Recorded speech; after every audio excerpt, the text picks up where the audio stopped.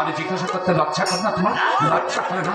একটা অসহায় মেয়ের কাছ থেকে দুবেলা হাতে পেতে টাকা নিতে তোমার লজ্জা হয় না? মরতে পারে না? ওই যে দেখো জল, ওই নদীর জলে গলায় পড়শি বেঁধে ডুবে মারো।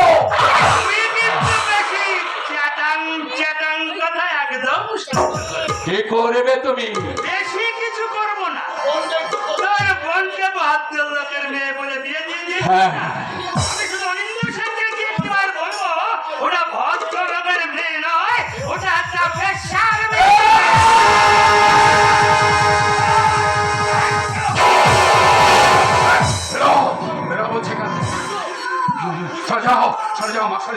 সারাটা জীবন তোমার মায়ের কাছে মাথা নত করে চলে। তোমার এই অবস্থা আমি জানতে চাই, তুমি এখান থেকে যাবে কি না?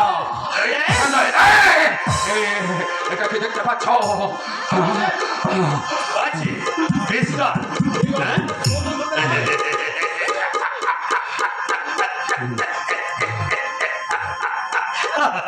ঠিক আছে, ঠিক আছে, আমি চলে যাচ্ছি।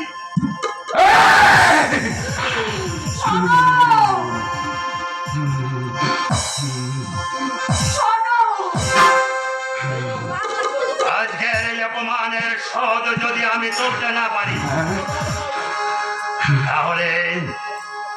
তাহলে আমি ফাঁকা দাঁতে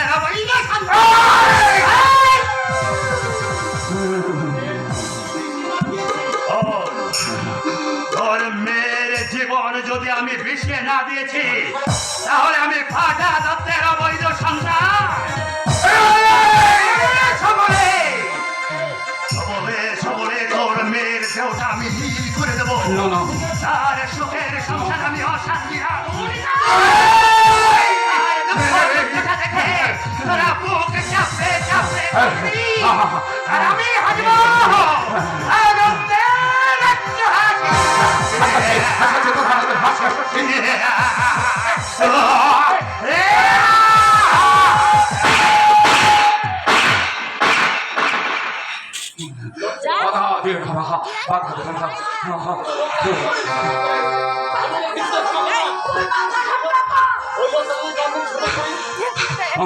আমি তোকে সব জানিয়ে দিচ্ছি না। ওই লোকটা যদি কোনো দিন নন্দিনী সুখের সংসারে আগুন ধরিয়ে দেয়, যদি আমাকে হত্যা করে স্মৃতিঘাত ইজ্জতমাতে শাস্তি হয়, তাও আমি শাসবো। তবু কিছুতেই ওই লোকটাকে আমি ক্ষমা করবো।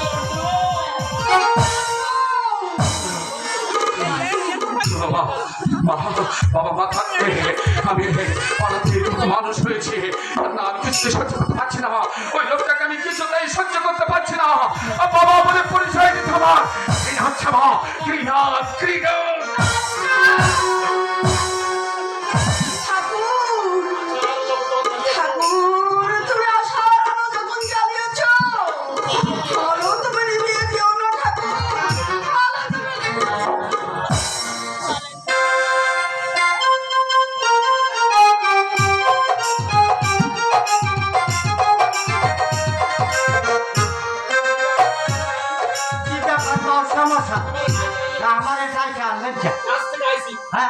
আমি কাজ থেকে আইছি, আমি বাড়িতে আইসা একটু জামা কাপড় ছাড়তে পারি।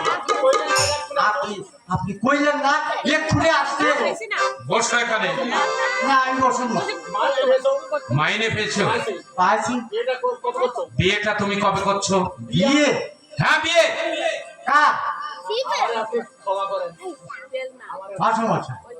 রঞ্জনাকে বিয়ে করবে, বুঝতে পারছো না? আমারে ক্ষমা করবেন না। 50 টাকা দাও। শরীরটা আমার একদম ভালো যাচ্ছে না। গোটা 50 টাকা আমাকে দাও, দাও বলছি, না হলে ওই রেশনের দোকান এক্ষুনি বন্ধ হয়ে যাবে। দাও আমাকে। পেট তো আর মানবে না। তারপর সামনের সপ্তাহে সব টাকা তোমাকে আমি শোধ করে দেবো পটল। মাস্টারমশাই, আপনি 1 মাস আগে আমার কাছ থেকে 200 টাকা নিয়ে কইলেন কাঠ কিনা জামাই খাট বানাবো। কি করলেন সেটা? কাঠ তো কেনেন নাই, খাটে বানান নাই। আরে জামাইয়ের খাট তো আমি যেমন তেমন করে দিতে পারি না।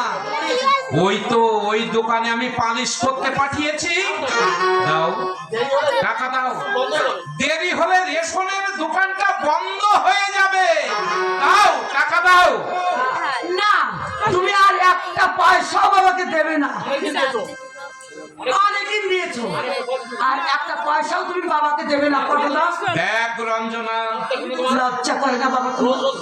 রোজ রোজ পরের কাছে হাত পাতে তোমার লজ্জা করে না? তুমি আর কতই নিচে নামবা বাবা? এর চেয়ে তো ভিক্ষা করে খা, ঢের সম্মানের ছিল বাবা। ওরে মা, আমি ওর সঙ্গে ঠাট্টা করছিলাম, আর তুই কি ভাবলি সত্যি সত্যি আমি পটলের কাছ থেকে টাকা চাচ্ছি? পটল, তুমি এখানে বসো বাবা, আমি এক্ষুনি আসছি। আমার মাস্টারমশাই, আমার বাড়ি যাইতে হইবে। আরে বাবা, বাড়ি পরে যাবে। কাজ থেকে ফিরেছো, একটু বিশ্রাম করো। আমি তোমার জন্য রাজভোগ আনতে যাচ্ছি, বুঝেছো? রাজভোগটা খেয়ে তারপরেই এখান থেকে তুমি যাবে। এখানে বসো, আমি এক্ষুনি তোমার জন্য রাজভোগ নিয়ে আসছি।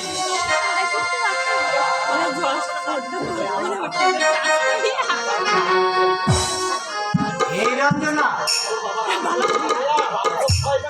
তোর বাবা আমার জন্য রাজভোগ আনতে গেছে। আমার এই বাস ঢুকাইবে না তো? পটলদা, তুমি চিন্তা করো না, বাবা রাজভোগই আনবে। বাবা রাজভোগ আনবে না। হ্যাঁ, বাবা তো মিষ্টি আনতেই গেছে পটলদা। এই রঞ্জনা, তোদের বাড়িতে ওই প্রদীপ বাবু আসে না? না পটলদা, অনেকদিন হলো প্রদীপটার সঙ্গে আমার দেখা নেই। যদি তোমার সঙ্গে দেখা হয় তাহলে তুমি বলে দেবে, আমি ওর সঙ্গে একটু দেখা করবো। এই গুন্ডাটার কথা বলছি? প্রদীপ, ওই প্রদীপ গুন্ডা, ওই ওর কথা বললে আমার ভয় করে, আমার ভীষণ ভয় করে। কেন কেন পটলদা? ওই গুন্ডা মানুষ তো, ওই ছুটি টুটি থাকে কাছে, আমার অত্যন্ত ভয় করে। এই বলা নেই কহনে হামলায় দিন ভীষণ রাখি মানুষ। এই মনে হয় এই ভেতরটার মধ্যে, হ্যাঁ আসলে হ্যাঁ পটলদা, আসলে উনি মানুষটা খারাপ নয় জানো। না পাওয়ার ব্যথা ওনাকে উল্টার মতো ছুটি নেবে। ওই লোকটাই তো আমার বাবাকে ওই মৃত্যুর হাত থেকে বাঁচিয়েছিল পটলদা। কিন্তু ওই লোকটার কথা কেউ বুঝতে চায় না, কেউ না। আরে দুঃখ করো না বহিন, দুঃখ করো না। ওই প্রদীপটাকে তুমি দেখো, সব ঠিক হয়ে। আরে কান্দে জোয়ার পড়লে আরে পেয়ারা গরু সিধা হয়। পটলদা, আরে মানুষ সিধা হইবে না। হ্যাঁ, বিয়ে কর, তুই সুখী হো। পটলদা, হ্যাঁ,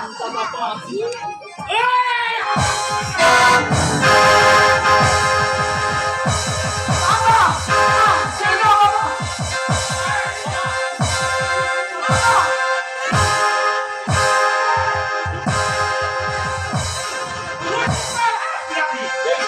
এই শালা, এই শালা, আমার মেয়ের ইজ্জতে কামড়ে বলছি, নইলে দিলাম আমার। এইরকম চরিত্র আপনার বাবা, আমি ওরে বহিন করি, আর আপনি তবে রে শালা হারামির বাচ্চা, সোজা আঙুলে ঘি উঠবে না দেখছি, আঙুলটা একটু বেঁকাতে হবে। এই শালা ধর্মভক্ত যুধিষ্ঠির, এই আমার মেয়ের গায়ে হাত দিলি কেন বল? বল শালা, মানলাম।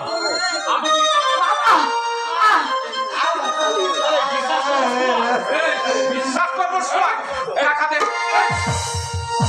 অনেকক্ষণ দাঁড়িয়ে আমি ওখানে শুনছি যে তোরা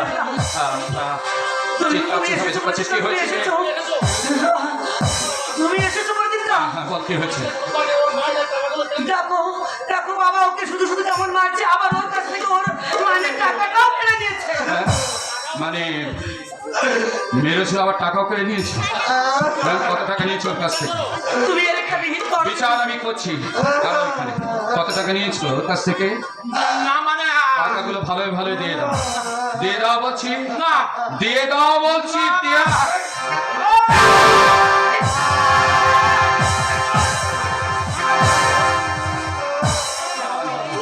কলিযুগের নর পশু। হ্যাঁ, মেয়ের ইজ্জতের দাম চাইছো। হ্যাঁ, যাও চলে যাও। হারামজাদি বলে শালার হারামজাদি। অনেকদিন তুই পিটুনি খাসনি, সারা নষ্টা মেয়ে কোথাকার। তোর জন্য আজ আমার মাজাটা গেছে রে।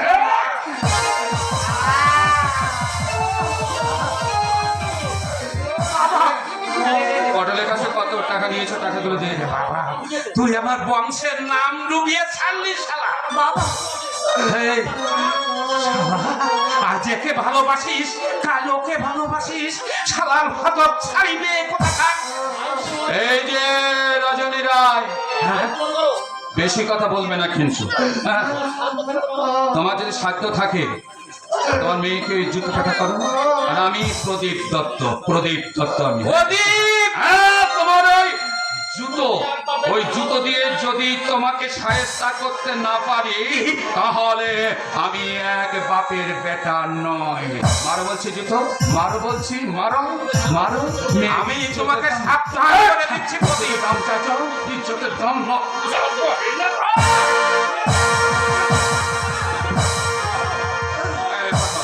পটল। রঞ্জনাকে তাহলে কি বলো, কি বলো, বলো বলো। রঞ্জনা তোমার কে? হ্যাঁ, পটল দাও, পটল দাও। বেশ, আমি তোমাকে ভুল বুঝেছিলাম। হ্যাঁ, যাও যাও যাও যাও, চলে যাও।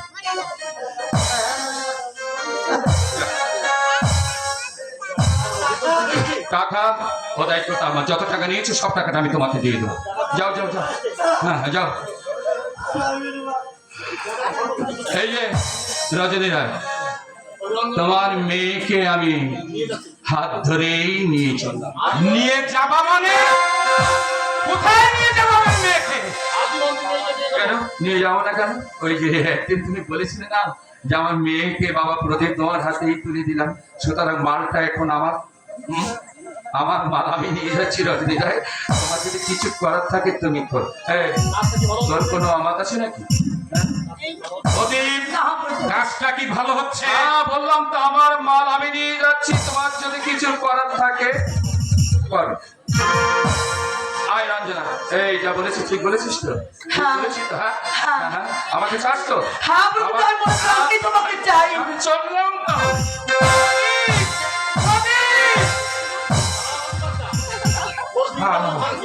শালা দাঁড়া বাঘের বাচ্চা, তোর বিয়ে করা আমি ভাঙছি, তোকে আমি 10 বছর জেলের ঘানি টানবো। কিন্তু প্রদীপের কি দোষ? আমার মেয়েটাই যে ভালো না। শিক্ষা পাবি হারামজাদি, তুই শিক্ষা পাবি মদ খেয়ে। যেদিন বাড়িতে এসে অর্থ পেদানি দেবে সেই দিন বুঝবি এই বাপের কথা। তোর তখন মনে পড়বে এটা আমি তামার পাতায় লিখতে পারি রে হারামজাদি, তামার পাতায় লিখতে পারি। বাবারে ওরে বাজে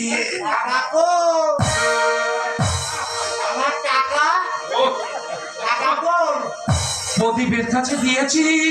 ওরে বাবা, আমার ডাক্তারের কাছে যেতে হবে।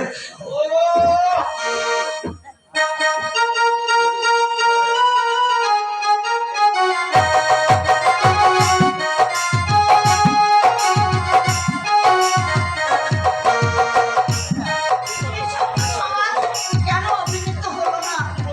আমি বুঝতে পারছি না কি বলতে চাইছে মা।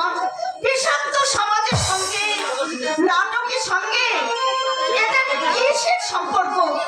না না, এই হেয়ালি পূজা। মা নন্দিনী, মা কি চাই?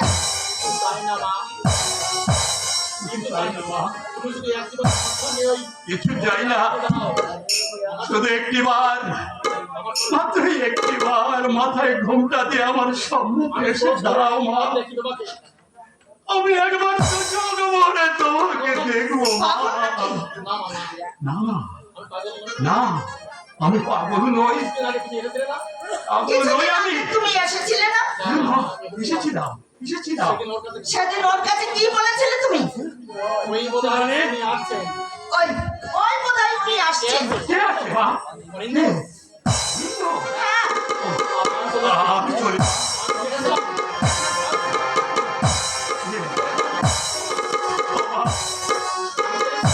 আমি যে এসেছিলাম কাউকে তুমি বলো না মা। খেয়াল বুঝলে মা, মনে করবে এটা একটা পাগলের খেয়াল।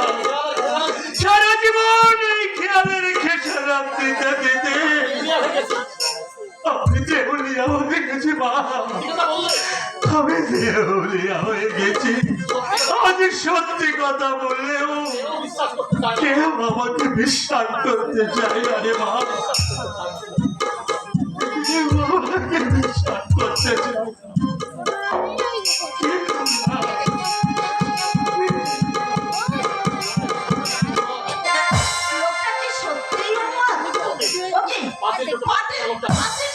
পালিয়ে যাচ্ছে কেন? কি আসছে? সদর গেট খোলা থাকতে পাঁচের চোখকে পালালো কেন? না না, ছদ্মবেশে টাকা। না না, আমাকে দেখতে হবে।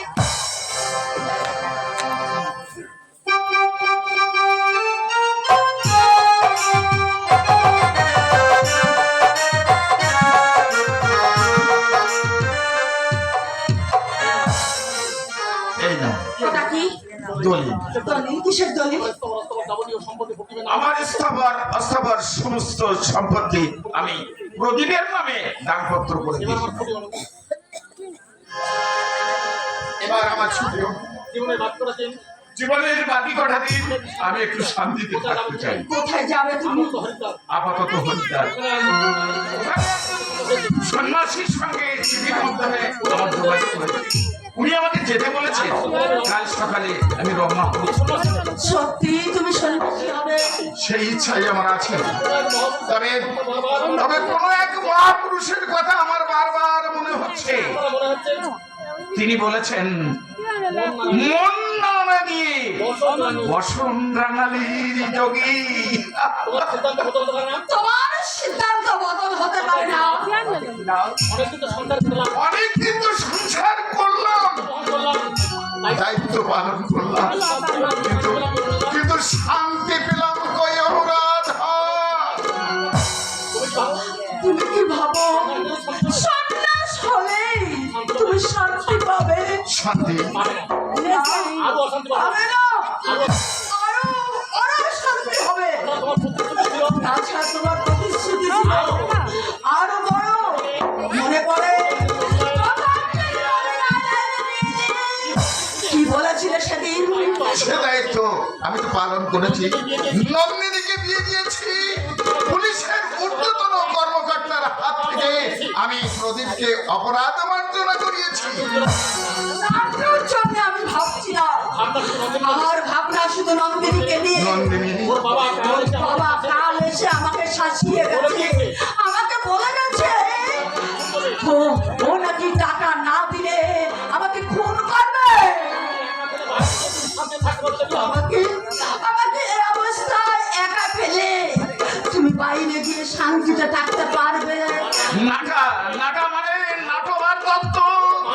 না, ও তো মানুষ নয় দেবতা, ও একটা এই সমাজের দুষ্টু গ্রহ। যত কাজই করো না কেন ওকে তুমি কিছুতেই বসাতে পারবে না।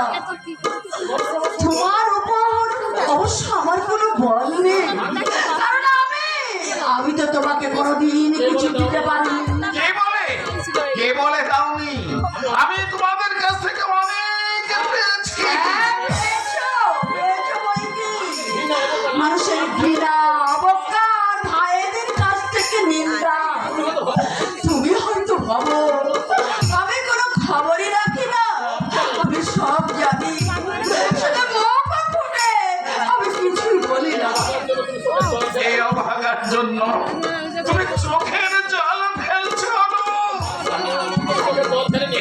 থেকে একমাত্র মা ছাড়া আমার জন্য কেউ চোখের জল ফেলেনি। তুমি চলে গেলে আমি মরে যাব, আমি মরে যাব। তোমার ছেলে আছে, মেয়ে আছে? ছেলে মেয়ে সব আছে, তবু আমি বড় নিঃসঙ্গ, আমি বড় একা। ছেলে মেয়েরা বড় হলে মায়ের কাছ থেকে দূরে সরে যাবে, আর মেয়েদের ভরসা শুধু স্বামী। আর আমার স্বামী ভাগ্যটা কত ভালো সে তো তোমার অজানা নয় দেবীদা।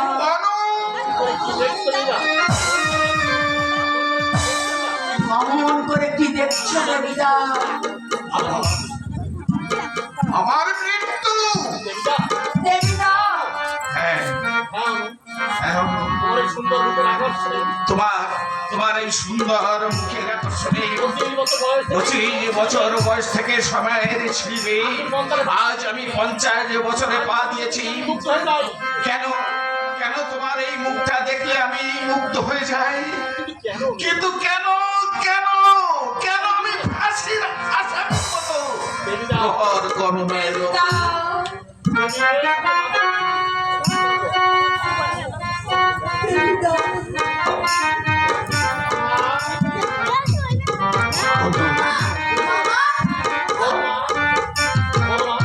বলো মা, তুমি চা না কফি খাবে? মামা তুমি কি খাবে? তুই যা দিবি তাই। আর মা কি খাবে? তোর মামা যা খাবে আমাকেও তাই দিস। ঠিক আছে মামা, তুমি রাত্রে থাকবে তো? না না, আমার বিশেষ কাজ আছে, আমি ম্যাডাম কাজ এসেই খেয়ে যাবো। তার কথা ঠিক থাকে না, সে এক বাপের ছেলেই নয়। আর যদি না খেতে আসো আমি বুঝবো তুমি এক বাপের বেটাই নয়।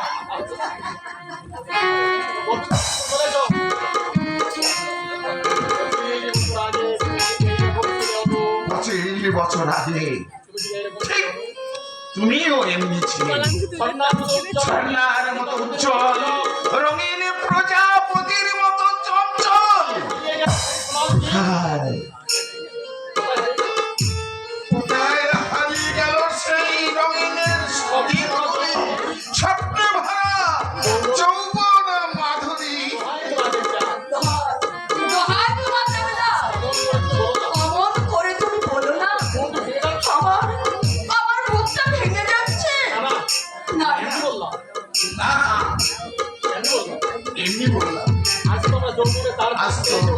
আজ তো আমরা যৌবনের তার প্রান্তে এসে পৌঁছে গেছি। ছেলে মেয়ে বউ জামাই, দুদিন পরে নাতি নাতনি হবে, দাদু দিদিমা হবো আমরা। আমরা তো গুড়িয়ে গেছি, আমরা তো গুড়িয়ে গেছি। তোমাকে বলা করতে হবে। এসো এসব দেখলে তোমার মেয়ে জামাই কি ভাববে? ছেড়ে দাও। আচ্ছা আচ্ছা এসো।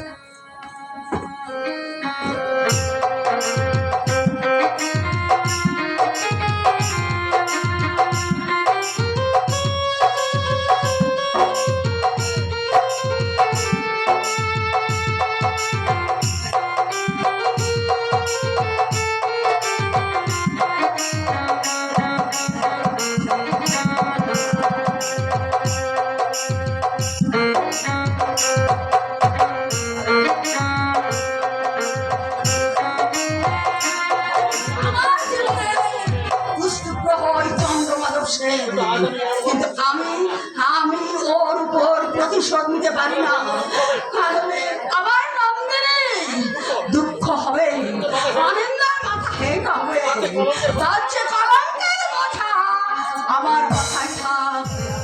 কেমন আছো বিহারি? ভালো আছো তো? তুমি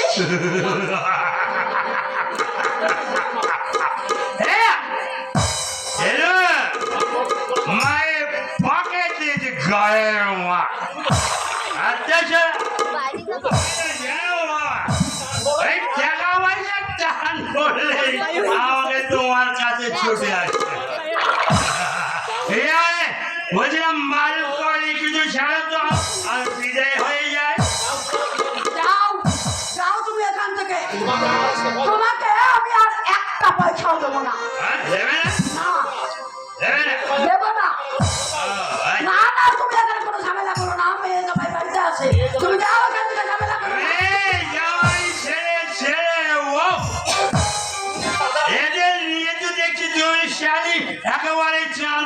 হাত বসিয়ে দিয়েছে। আর আমি ছাড়া ওই পাড়া রাখতে ছেড়ে নাড়া রাখতো ওই অন্য কুত্তার মতো লোকের দোয়ারে দোয়ারে রাতি ঝাঁকা খেয়ে বেড়াচ্ছি। কেন? সে দোষ কার?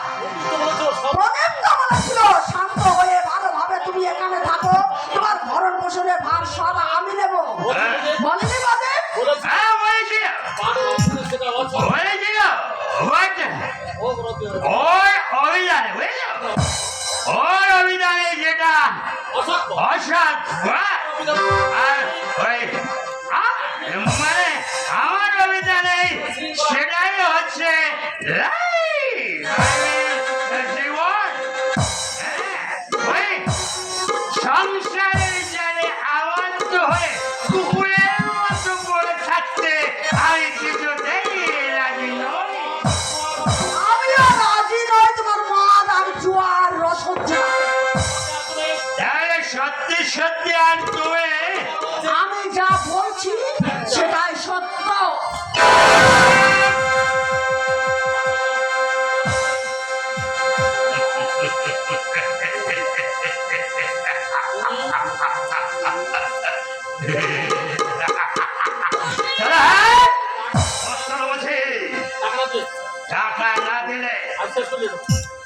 টাকা না দিলে আজ তোমাকে দুনিয়ার বুক থেকে সরিয়ে দেবো।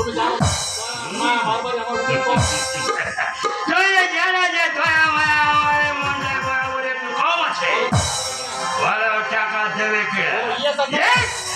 আর না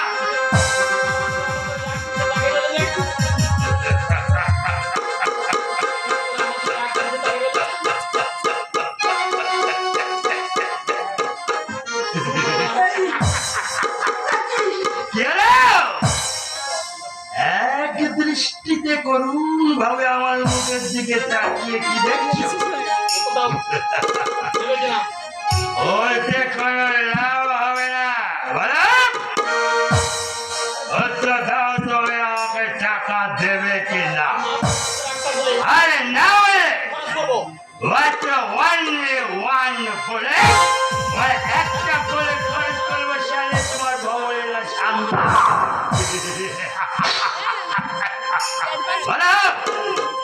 এক থেকে 3 গুনবো। আমাদের টাকা না দিলে সেরা 6টা গুলি তোমার বুকে ঢুকিয়ে দেবো।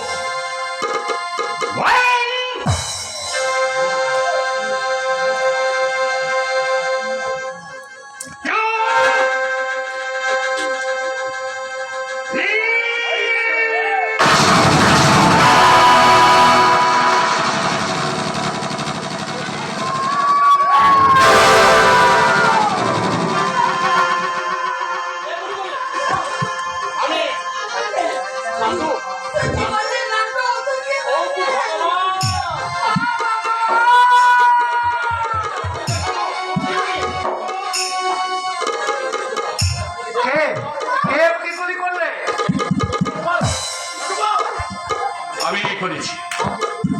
আমি যাকে গুলি না করতাম তাহলে মাকে গুলি করে শেষ করে দিত। ভুল করছিস রে নান্টু। মাকে শুধুমাত্র ভয় দেখাচ্ছিলাম, কারণ ওটা হচ্ছে ও যেহেতু কাউকে মারা যায় না বাবা, শুধুমাত্র ভয় দেখা। এই তোমরা তোমরা কাগজ কলম এনে দাও, আমি নিজের হাতে রেখে দিয়ে যাব। আমার মৃত্যুর জন্য কেউ যাই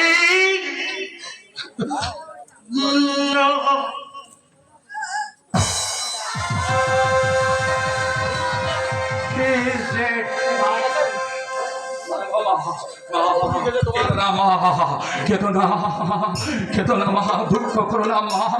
আমি যদি বাবাকে যদি না মারতাম তাহলে তোমাকে মেরে দিত মা। তাই আমি সন্তান হয়ে পিতৃঘাত হাতে যন্ত্রাতে সারলাম, নিজে হাতে মুছে দিলাম আমার মায়ের চোখে